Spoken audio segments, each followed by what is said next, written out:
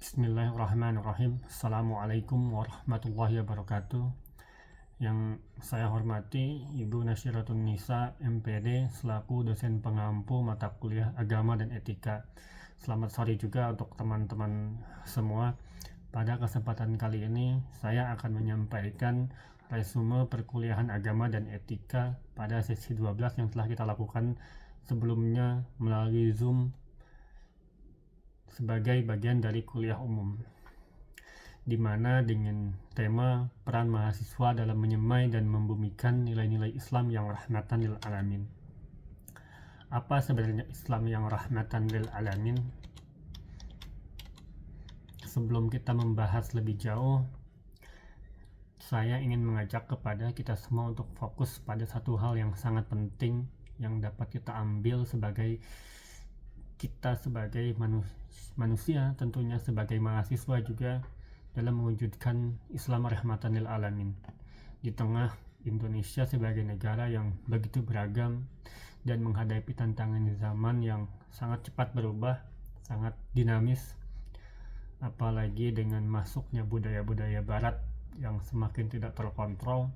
Konsep Islam sebagai rahmat bagi seluruh alam ini bukan lagi sekedar wacana, tapi sebagai kebutuhan yang mendesak.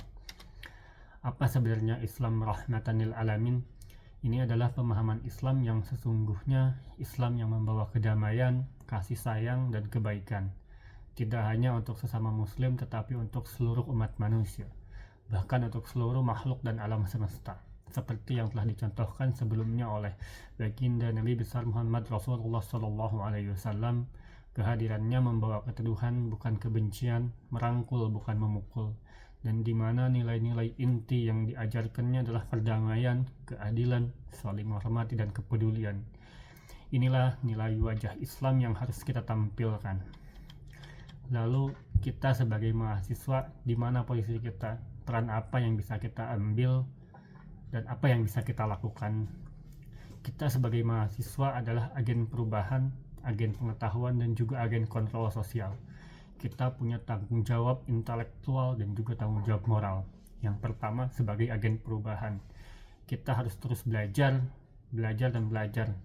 Lalu bukan sekedar belajar dan membaca, tapi juga memahami dan mengamalkan serta menyebarkan gagasan-gagasan Islam yang damai dan moderat, dengan cara melawan narasi hoax dan juga dengan melawan radikalisme dengan ilmu pengetahuan maupun dengan ilmu agama. Yang kedua, sebagai agen perubahan, kita harus menjadi contoh nyata baik di lingkungan rumah, tempat kerja, maupun di lingkungan kampus, mulai dari hal-hal kecil seperti bersikap toleran, adil, anti kekerasan, peduli pada sesama, saling menghargai, saling menghormati perbedaan pandangan, perbedaan ras, budaya maupun agama tanpa memandang latar belakangnya.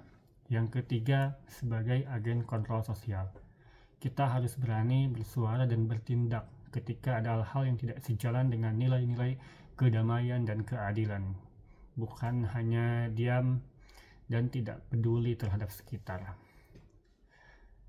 Teman-teman, karena waktu yang tidak banyak dan waktu yang kita yang singkat, tapi peran kita tentu sangat besar.